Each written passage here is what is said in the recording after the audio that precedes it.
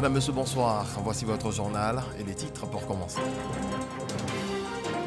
Des centaines d'enfants scolarisés gratuitement au groupe scolaire d'excellence Dominique Ouattara d'Abobo. L'établissement qui est le fruit des fonds mobilisés lors du dîner gala 2018 de la Fondation Children of Africa a été présenté par la première dame Dominique Ouattara aux invités du dîner gala 2022 qui se tient en ce moment. Un nouveau rapport de la Banque mondiale sur l'économie ivoirienne a été publié ce jeudi à Abidjan. Ce rapport recommande aux gouvernants de placer l'augmentation de la productivité au cœur de la stratégie de développement afin de maintenir la dynamique de forte croissance du pays après la pandémie du Covid-19. Un rapport bien accueilli par les autorités ivoiriennes. Et puis, l'Afrique du Sud pourrait-elle jouer un rôle de médiateur dans la crise entre la Russie et l'Ukraine? Le président sud-africain Cyril Ramaphosa a fait savoir qu'il avait été approché pour jouer un rôle en raison de ses bonnes relations avec Moscou. La semaine dernière, Pretoria s'est abstenu de voter une résolution des Nations Unies condamnant l'invasion russe en Ukraine.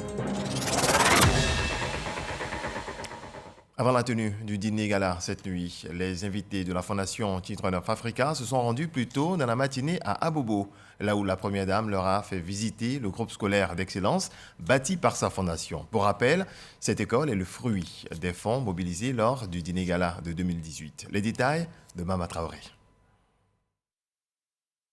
Jour de classe, inoubliable ce vendredi au groupe scolaire d'excellence Children of Africa d'Abobo. Une pléthore de stars et de personnalités de haut rang visitent l'établissement à la grande joie des écoliers.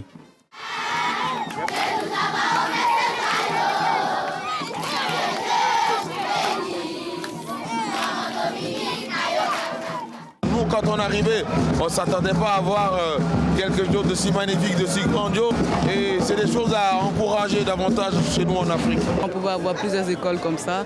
Et je pense que tous ces enfants qui sortiront de là seront des étoiles demain. Elle est magnifique l'école, franchement. Longue vie à la Fondation, longue vie à la Première Dame. Moi je suis très heureux, très content. D'abord de voir des conditions où les enfants vont étudier, ainsi de suite. C'est vraiment la meilleure des choses. C'est à féliciter. C'est une très bonne chose. Ça permet aux enfants du coin de Abobo de s'instruire comme il faut pour préparer leur avenir. S'ils sont si fiers de cette école, c'est parce qu'elle a été réalisée grâce aux recettes engrangées en 2018 lors du 7e dîner de gala de bienfaisance de la Fondation Children of Africa. Et qui mieux que les premiers bénéficiaires pour témoigner de l'importance de cet établissement. En construisant cette belle école, vous avez voulu donner aux enfants d'Abobo les mêmes chances de réussite qu'à ceux des quartiers résidentiels d'Abidjan. Nous sommes fiers d'être des écoliers du groupe scolaire d'excellence Children of Africa. Grâce à cette école, nous nous sentons très bien. Nous croyons vivre dans un quartier chic d'Abidjan. Nous ne cesserons pas de vous dire merci, car elle est très belle et elle nous rend énormément service parce qu'elle est entièrement gratuite. Des élèves fiers de leur école, des parents soulagés de frais de scolarité, la première dame Dominique Ouattara, initiatrice du projet, ne peut être que comblée. Chers donateurs, chers amis de la Fondation, le bel édifice que nous contemplions ce jour est le symbole de l'égalité des chances à l'école. Il donne accès pour nos enfants à un avenir meilleur, quel que soit leur milieu social, et cela grâce à vous, à votre générosité, votre présence et vos encouragements. Soyez-en infiniment remerciés. Enfin, mes chers enfants, je suis fière de vous. Continuez de bien travailler en classe afin d'être toujours les meilleurs et de vous construire un bel avenir quand vous serez plus grands.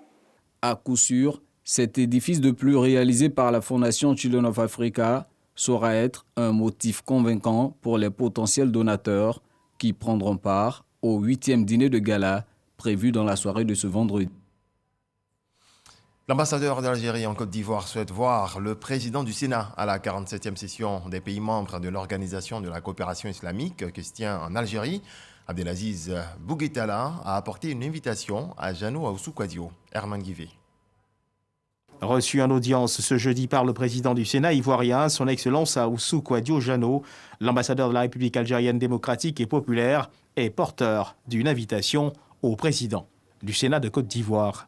Je suis d'abord venu lui remettre une invitation du président de l'Assemblée nationale et du président du Sénat algérien pour désigner des membres de cette auguste Assemblée du Sénat pour participer à la 47e comité exécutif des pays membres de l'Organisation de la coopération islamique. Nous avons évoqué la possibilité de créer un groupe d'amitié algéro-ivoirien, de s'appuyer sur des échanges d'expériences, notamment dans le domaine de la formation, dans le domaine du travail législatif. Et nous avons également évoqué la possibilité d'échanges, de visites d'amitié et de travail entre les deux présidents du Sénat ivoirien et du Sénat algérien. La Côte d'Ivoire, quoique pays laïque, devons prendre notre place à toutes ces réunions, ces plateformes, ces organisations où on débat dans le détail des problèmes de développement. Le Parlement ivoirien, notamment le Sénat, envoie une délégation participer à cette conférence. Il y a des expériences à partager et dans le cadre du dialogue parlementaire, nous pouvons contribuer à renforcer la coopération entre la Côte d'Ivoire et l'Algérie. Les relations entre l'Algérie et la Côte d'Ivoire datent de 1962, une occasion de rencontre qui offrira certainement l'occasion au Sénat algérien et ivoirien de parfaire leur collaboration. Plusieurs chefs d'État et ministres des Affaires étrangères se sont donné rendez-vous en Turquie pour débattre des questions cruciales qui préoccupent actuellement le monde. La lutte contre le terrorisme, le redécollage économique post-Covid, la crise ukrainienne. Eh bien, Kandia Camara, la ministre des Affaires étrangères de Côte d'Ivoire, participe à ce deuxième forum diplomatique d'Antalya qui a ouvert ses portes ce vendredi. Michel Digré, envoyé spécial. C'est le président turc Recep Tayyip Erdogan qui a ouvert les portes du forum diplomatique d'Antalya. Cette deuxième édition réunit plus de 2000 invités, comprenant des chefs d'État et de gouvernement, des ministres des Affaires étrangères et des représentants de haut niveau des organisations internationales. Au cœur du forum, la paix dans le monde, notamment la crise en Ukraine. Après ce qui se passe aujourd'hui, nous avons une idée encore plus précise du coût de la guerre et du prix aussi à consentir pour aller à la paix parce que nous sommes menacés. C'est l'humanité qui est menacée, ce n'est pas que l'Ukraine, ce n'est même pas que l'Europe, c'est presque toute l'humanité parce que nous sommes en train d'effleurer le risque d'une vraie guerre mondiale. Pour les participants, il faut privilégier la voie diplomatique pour régler ce conflit. La pandémie de la Covid-19 a également focalisé les attentions. Participant à un panel sur le sujet, la ministre Kandia Camara a plaidé pour une accélération de la production des vaccins sur le continent africain. Nous avons besoin d'avoir cette possibilité de produire des vaccins pour toutes nos populations, pour que ces populations soient protégées, pour que ces populations soient en bonne santé, pour que ces populations continuent d'être productives. Parce qu'on parle d'économie, quand on parle d'économie, on parle d'acteurs, on parle de ressources humaines, on parle d'hommes, de femmes et de jeunes pour pouvoir justement dynamiser l'économie. Donc la Côte d'Ivoire est un pays aujourd'hui en progrès, mais pour que ce progrès continue, jusqu'à ce que la Côte d'Ivoire devienne un pays émergent, il est évident que nous mettons l'accent sur le capital humain, que ce capital humain soit en bonne santé, bien formé. Donc pour ce faire, nous avons besoin de vaccins. Le forum diplomatique d'Antalya s'impose progressivement comme l'une des meilleures plateformes pour les acteurs régionaux et mondiaux des sphères de la diplomatie, de la politique et des affaires pour échanger des idées et relever les défis internationaux. Retour en Côte d'Ivoire ce mardi à la primature. Le Premier ministre a reçu les maires Les effondrements d'immeubles à Trècheville et Cocody-Angré récemment ont été au cœur des échanges. Patrick Hachi, qui annonce des mesures fermes, entend renforcer la collaboration avec les structures décentralisées pour des actions de sensibilisation, de contrôle et de répression plus efficaces. Alexis Ouedraogo. Sur le site de l'immeuble effondré lundi dernier à Cocody-Angré, le chef du gouvernement affligé annonçait des mesures fermes. Et les choses ne se sont pas fait attendre. Le lendemain mardi, à la primature, avant le conseil de gouvernement, rencontre avec les maires, impliquer tous les maillons de la chaîne. Ce mercredi, au sorti du conseil des ministres, des mesures sont annoncées. Mise en place de la brigade de contrôle mixte incluant les mairies, les districts et la direction de l'assainissement urbain et du drainage. Opérationnalisation du certificat de conformité assujetti à l'attestation de bonne exécution délivré par un ingénieur conseil, entre autres. Il s'agit de la prise de sanctions administratives contre les responsables administratifs ayant laissé poursuivre des travaux de construction non régularisés. À ce titre, les chefs de zone de ces deux communes ont été suspendus de leurs fonctions et pour l'heure, les deux propriétaires de ces deux immeubles ont été interpellés. Les populations se prononcent. Si le gouvernement a entrepris de sévir cette fois-ci, en tout cas, nous les félicitons. C'est une très bonne décision parce qu'il faut agir. La force d'un État, c'est la loi, mais la force même d'une loi, c'est la sanction. Il faut le faire. La décision est juste et valable. Il faut que cette loi soit appliquée intégralement à toutes personnes. Pour garantir le bon suivi de ces dispositions, une ligne verte est ouverte au 1378 pour dénoncer les constructions anarchiques. Et en mémoire des victimes de l'effondrement d'immeubles à Angré, 8e tranche dans la commune de Cocody, une cérémonie de dépôt de gerbes de fleurs a eu lieu ce vendredi, 5 jours après les faits. Les familles des 7 disparus et les riverains se sont recueillis sur le site. Au nom des familles endeuillées, Edmond William, père d'une fille de 14 ans décédée dans ce drame, a salué les dernières décisions du gouvernement pour freiner ce phénomène. Il a exprimé leur gratitude pour l'appui à apporter en vue de l'organisation des obsèques. Pour renforcer la vigilance des populations, un comité bénévole de veille dénommé Comité Oula Marie-Esther, du nom d'une des victimes, a été mis en place pour aider les autorités à identifier ces immeubles dits de la mort et dénoncer leurs propriétaires aux autorités compétentes. Maintenir la dynamique de croissance ivoirienne, c'est la principale recommandation inscrite dans le rapport publié ce jeudi à Abidjan par la Banque mondiale. Ce mémorandum met en lumière les contraintes sur le sentier de la croissance et présente les opportunités de l'économie ivoirienne. Des recommandations bien accueillies par les autorités ivoiriennes. Lanciné Bakayoko nous en parle. Malgré les turbulences liées à la baisse du coût du cacao, la Côte d'Ivoire reste sur une progression soutenue, grâce notamment à l'émergence de nouveaux moteurs de croissance. Ces moteurs de croissance sont entre autres l'industrie, les services et les travaux publics. Ce qu'on a observé, c'est qu'il y a eu une réelle augmentation de la productivité de l'ensemble des facteurs de production au cours de ces 10 dernières années. Cette croissance exceptionnelle a aussi été due à un effet de rattrapage suite à la crise du début des années 2010. Cette dynamique, couplée à toutes ces bonnes performances économiques, cache mal la persistance des disparités socio-économiques. D'où la nécessité de réformes structurelles en profondeur et la consolidation d'un régime de croissance plus inclusif. 3 secteurs essentiels pour l'amélioration de la productivité et de l'inclusion, à savoir le renforcement de cadres réglementaires et institutionnels de la politique de concurrence ainsi que les politiques sectorielles, la diversification des exportations et la productivité agricole.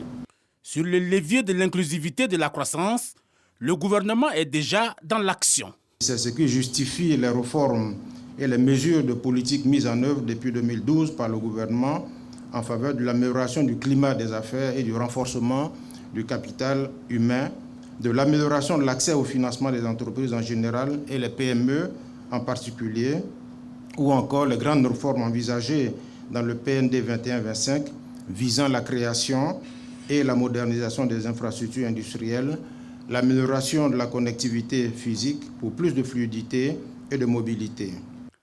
En ce qui concerne la concurrence, les règles communautaires de l'UEMOA demeurent le repère. Sur la diversification des exportations, Il y a urgence, mais les problématiques budgétaires inclinent à observer une certaine prudence.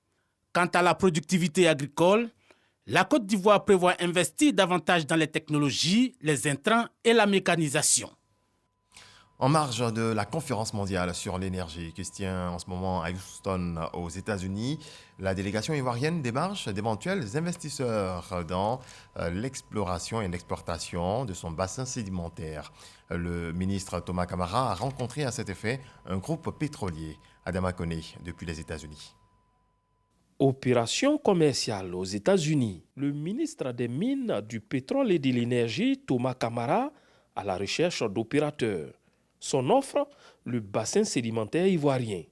Vous m'avez dit que vous êtes partout sauf en Côte d'Ivoire. C'est d'en haut. Si vous pouvez leur parler de nos blocs, peut-être parmi tous les blocs, là, il y en a qui peuvent les intéresser. Après une cinquantaine de minutes d'échange, l'expression des visages traduit l'impact de la démarche. La première impression, elle est très positive. Nous, on avait identifié effectivement la Côte d'Ivoire. On a beaucoup apprécié les discussions qu'on a pu avoir avec Monsieur le ministre sur ses intentions de développer l'industrie pétrolière, de maximiser les ressources naturelles, voire en trouver. Et donc, on se sent motivé.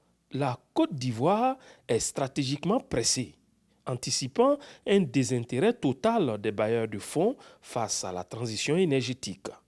Avec le mouvement de la transition énergétique, les énergies fossiles, à savoir le pétrole brut, le gaz naturel, sont considérées comme des énergies qui ne sont pas propres. Et donc, on a de plus en plus de mal à trouver des financements pour justement développer et mettre ça en production. C'est pour ça que pendant qu'il est encore temps, nous accélérons le mouvement, nous accélérons le processus et nous invitons les sociétés pétrolières à venir rapidement pour explorer notre sous-sol, pour mettre en valeur nos ressources pétrolières, nos ressources gazières. La Côte d'Ivoire compte 4 blocs en production et des blocs en exploration. Et le pays reste ouvert aux investisseurs dans le pétrole et le gaz. On se rend à l'intérieur du pays à présent. La caravane dénommée Ronde du Social a marqué un arrêt à San Pedro. Pendant 3 jours, les services du ministère de l'Emploi et de la Protection sociale vont sillonner la ville pour inviter les populations à adhérer aux différents produits proposés par le ministère afin de bénéficier d'un mieux-être avant et pendant la retraite. Sam Conan. Célébration de la sécurité et du bien-être social. Le ministère de l'Emploi et de la Protection sociale, proche des populations. Une caravane dénommée la Ronde du Social, initiée l'année dernière, séjourne depuis hier à San Pedro. Et le ministre Adama Camara est venu les bras chargés. Plusieurs cadeaux en vivres et non-vivres ont été remis à des personnes du 3e âge et aux retraités invalides. À travers cette Ronde du Social, l'objectif est clair. La vision de son Excellence, Monsieur le Président de la République, Alassane Ouattara, est de bâtir une Côte d'Ivoire moderne et solidaire, où chaque Ivoirien, quelles que soient ses conditions sociales, devient un acteur épanoui du développement. Et cet épanouissement passe notamment par l'accès de tous à des instruments de protection sociale adéquats. Après les fonctionnaires et agents de l'État et les travailleurs du privé, le gouvernement a pensé aux travailleurs indépendants. Il a mis en place un régime social pour les travailleurs indépendants, appelé RSTI, qui comporte à la fois le régime de base et le régime complémentaire. Plusieurs personnes et entreprises ont reçu des distinctions.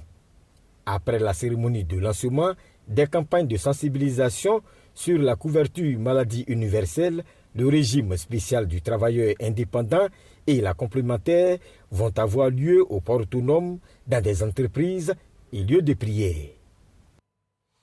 On reste à San Pedro pour parler de la politique de proximité d'une autre structure, celle de l'IPS SEGRAE, Institut de prévoyance sociale, Caisse générale de retraite des agents de l'État.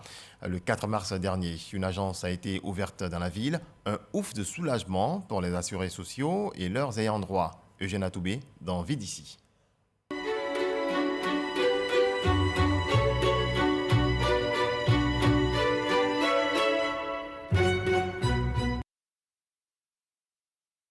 Dans la cité portuaire de San Pedro, un ouvrage nouvellement livré aux populations, qui vient ajouter à l'importance et l'intérêt qui est porté à cette localité voisine, établissement industriel et services de l'administration publique. C'est un bâtiment de type duplex, joyau architectural, qui se dresse avec majesté au quartier Cité, sur un site d'une superficie de 1100 mètres carrés. Ce bâtiment, en cohérence avec les exigences de la modernité, est la propriété de l'IPS Ségrae, Caisse générale de retraite des agents de l'État, institution de prévoyance sociale qui en fait son agence principale de San Pedro. Enfin, le soulagement pour tous les assurés sociaux de la région de San Pedro, mais également ceux des régions du Boclé et de l'Anawa, ensemble géographique qui constitue le district du Bas-Sassandra. Ma joie est très grande parce que vraiment, ils ont vraiment pensé à nous. Vraiment, ça nous arrange. Ça fait 6 ans de retraite à San Pedro. Recevoir nos prestations sur place ici, c'est un bonheur pour nous. Ce sont 1137 personnes, fonctionnaires et agents de l'État, ainsi que leurs ayants droit, que prend en charge l'agence de San Pedro. Ceux-ci n'auront plus, comme par le passé, à parcourir 460 km en aller-retour, représentant la distance Abidjan-San Pedro, juste pour bénéficier d'une prestation. À la naissance, en 1977, de la Caisse générale de retraite des agents de l'État jusqu'en 2012, les assurés sociaux pris en charge par la structure avaient pour seul et unique point de convergence l'agence du plateau Abidjan. Les désagréments subis étaient légion, au point où la Ségrae faisait l'objet de grognes dans les milieux de fonctionnaires et agents de l'État, et son image profondément ternie. Se déplacer à Abidjan, au bureau unique du plateau, la trop forte concentration des activités à l'IPS Ségrae, avec tout ce que cela engendrait comme désagrément en termes d'engorgement des locaux, de traitement inapproprié, de prolifération des intermédiaires et usuriers et j'en passe, aujourd'hui, tout ceci n'est plus qu'un lointain souvenir. Il n'y a rien de plus satisfaisant pour le maire que je suis de savoir que mes administrés pourront donc bénéficier de toutes les prestations donc, de la Ségrae sans avoir à partir à Abidjan. Ironie de l'histoire, 2012 va se révéler l'année de l'éclaircie dans l'horizon de la Ségrae. À la faveur d'un décret signé la même année, la structure se mue en institution de prévoyance sociale, Caisse générale de retraite des agents de l'État, investi d'une mission de service public à vocation sociale. 10 années plus tard, l'institution réussit à redorer son blason grâce à un management qui promeut la qualité de service et une proximité avec les assurés sociaux.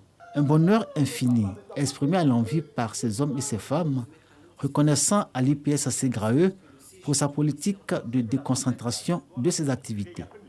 Je salue tout l'encadrement, le conseil d'administration, la direction générale, la direction centrale, et tout le personnel pour ce beau travail entrepris sur l'ensemble du territoire ivoirien avec la deuxième agence.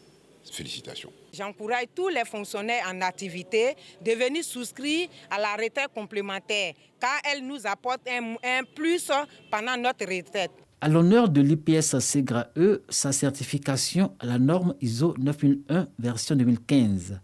Cette certification, reconduite pour la seconde fois en novembre 2021, est la reconnaissance internationale de la politique managériale de l'IPS Ségrae qui inscrit au cœur de sa vision stratégique l'amélioration de sa qualité de service au profit de ses assurés sociaux en décidant de se rapprocher de ceux-ci.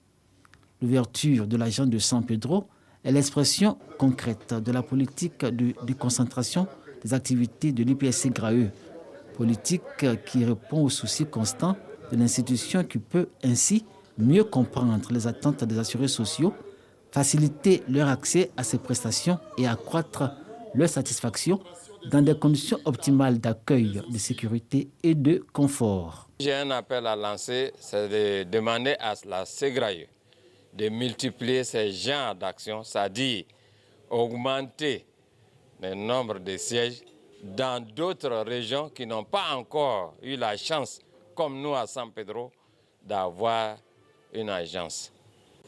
Les retraités sont des personnes vulnérables et rapprocher les structures qui doivent leur verser ce à quoi ils ont droit ne peut être qu'une bonne chose. Pour que ces assurés-là connaissent moins de problèmes pour pouvoir entrer en jouissance de leurs droits. L'agence principale de San Pedro, fierté de tout le district du Bassa-Central, porte à 12 le nombre de structures déconcentrées de l'IPSC-GRAE sur l'ensemble du territoire. Selon Abdraman Berté, son directeur général, San Pedro ne se limitera pas à sa vocation classique de gestion des dossiers de retraite. Elle pourrait s'enrichir de nouvelles activités pour le bien-être de ses assurés sociaux. Autre volet de l'actualité, à Gagnoa, 2 villages reçoivent une ambulance et du matériel biomédical. Le don est du Conseil régional du Gor. La remise a été faite par le 3e vice-président du Conseil, Saoui Bizier. Mama Traoré. Une ambulance médicalisée, toute neuve, remise au centre de santé rural du village de Dougrou-Palegnoa par le Conseil régional du Gor. À cela s'ajoute du matériel médical composé entre autres de tables d'accouchement et de pèse-bébé. Autrefois, pour une femme qui est en travail, il faut aller demander des motos. Une moto pour l'accompagner, c'est une inquiétude, non seulement pour les parents, mais c'est un calvaire même pour la femme. Donc aujourd'hui, avec l'ambulance, je me dis que le rêve s'est réalisé et nos inquiétudes, nos angoisses sont aujourd'hui derrière nous.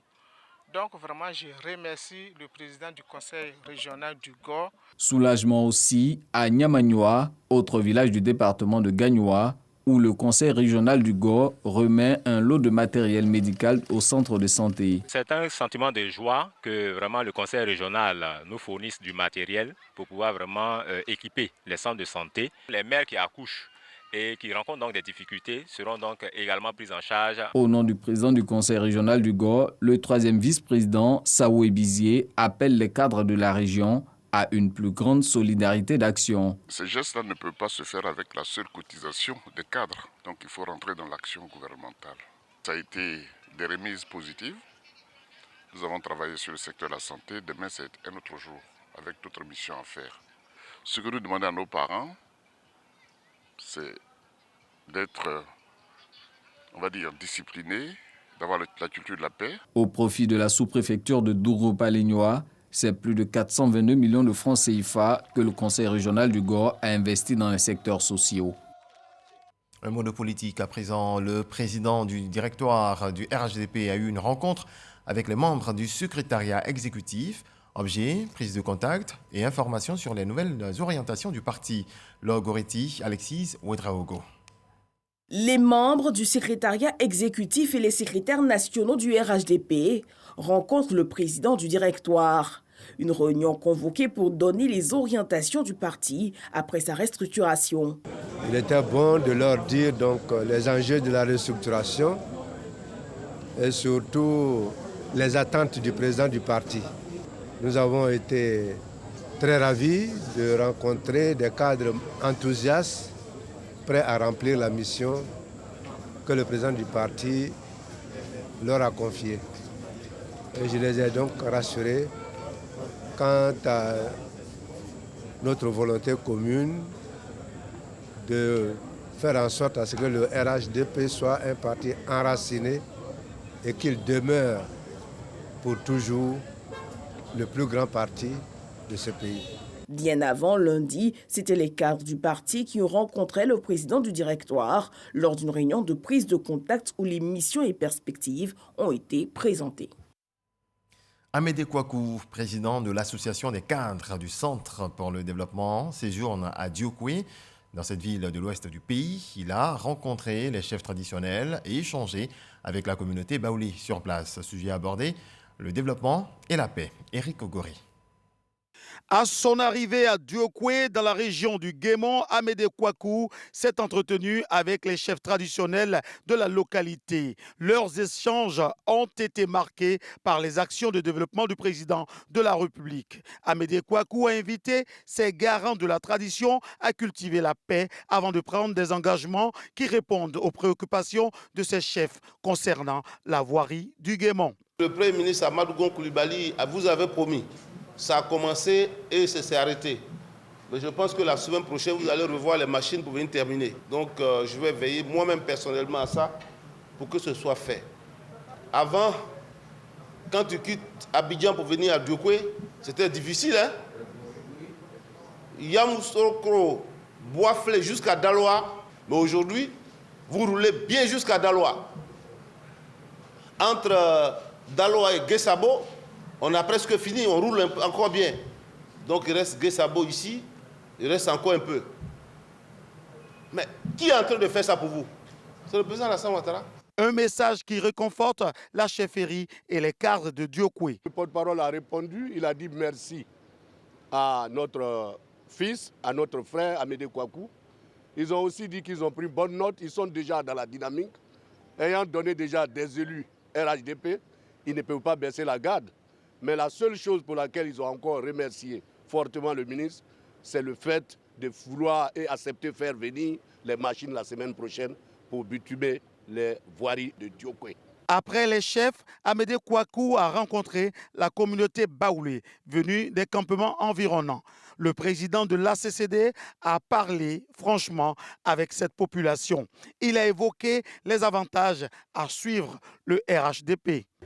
Nous sommes venus pour vous dire que nous devons travailler tous pour la paix. Nous devons travailler tous pour la cohésion.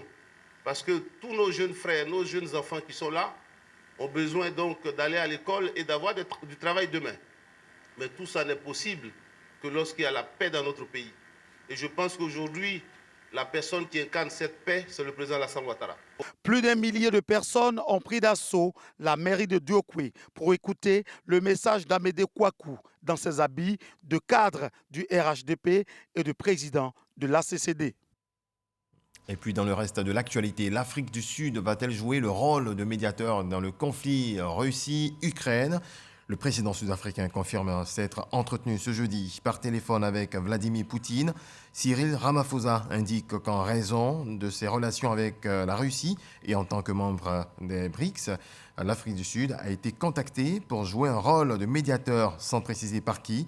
Il ajoute que le président Poutine apprécie l'approche équilibrée de l'Afrique du Sud. La semaine dernière, Pretoria s'est abstenu de voter une résolution des Nations Unies contre la Russie. Voilà, ainsi s'achève ce tour d'horizon de l'actualité. Excellente nuit. Dieu nous garde.